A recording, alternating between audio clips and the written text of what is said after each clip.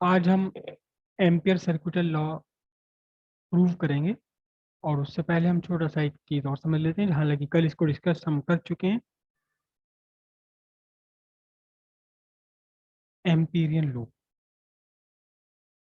Amperian loop, ठीक है। ये क्या है? A closed loop, necessarily closed होना चाहिए, कहीं भी ओपन नहीं होना चाहिए। A closed loop such that all the current under consideration pass through the loop। और ये loop it may be regular और नहीं, रेगुलर इरेगुलर वर्ड यूज ना करूं मैं, क्योंकि वो तो ओपन हो जाएगा फिर। इट मे बी सिमेट्रिकल और एसिमेट्रिकल।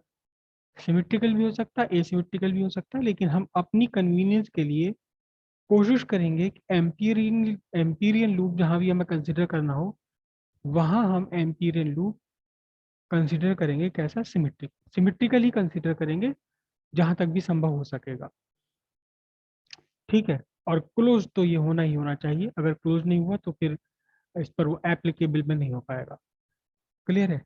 अब proof proof of ampere circuital law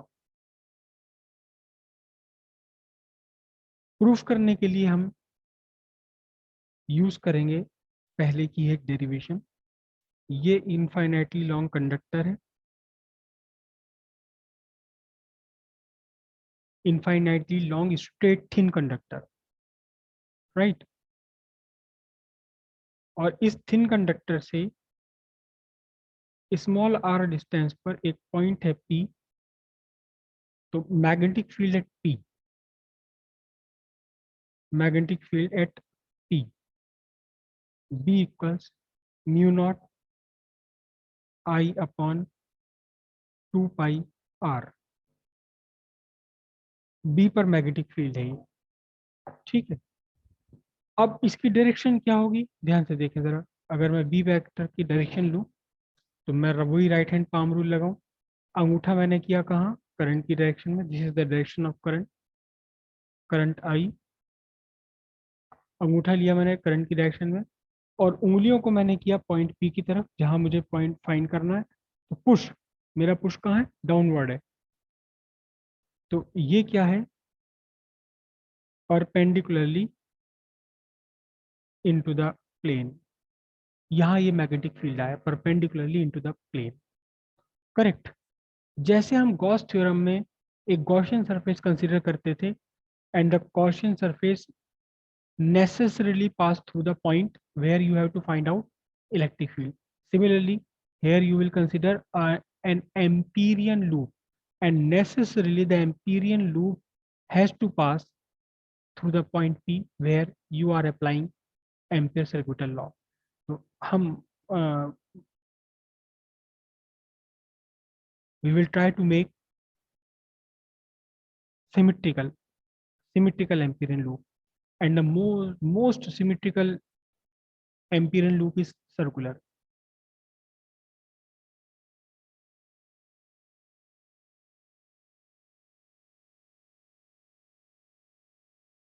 This is Amperian loop passing through P, right?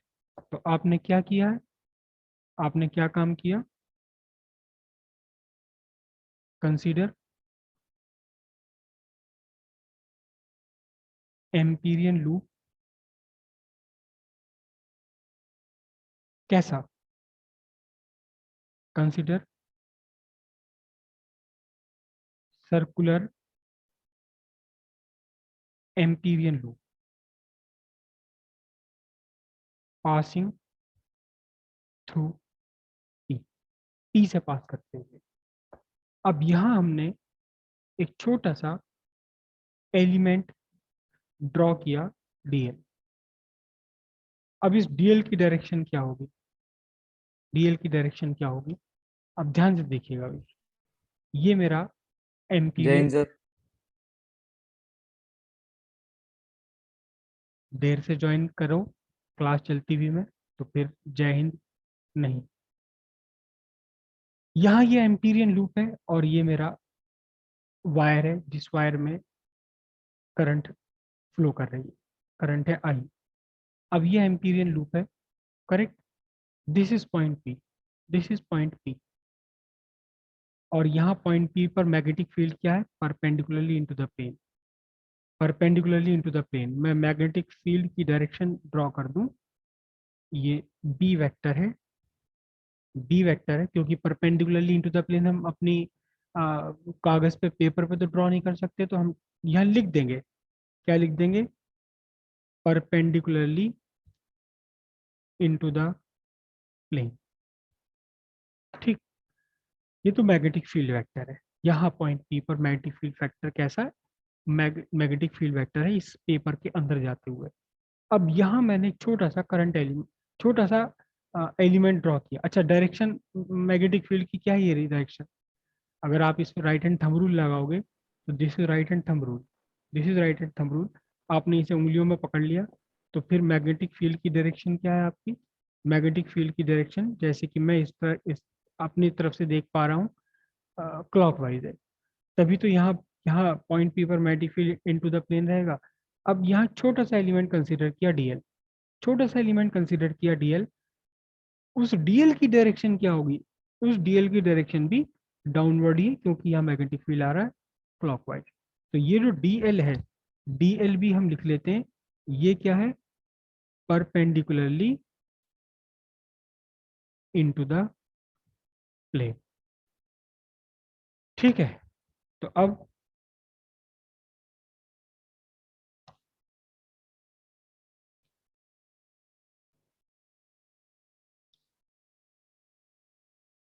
Consider small element dl vector perpendicularly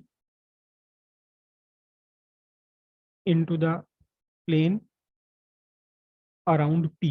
P पर हमने ये एलिमेंट कंसिडर किया, ठीक है। तो फिर पी पर ये एलिमेंट आपने कंसिडर कर लिया, तो अब आपको क्लोज इंटीग्रेशन लेना है B T L. Then close integration of B vector dot d l vector equals close integration B d l cos theta. Here theta equal 0, तो फिर क्या बना? Integration B d l equals integration B d l. समझ रहे हो? Vector खत्म हो गए यहाँ से। अब मैग्नेटिक फील्ड कितना है? रख दीजिए, मैग्नेटिक फील्ड कितना है? मैग्नेटिक फील्ड है आपका कितना?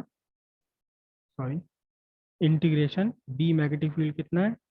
Mu naught I by 2 pi R D L.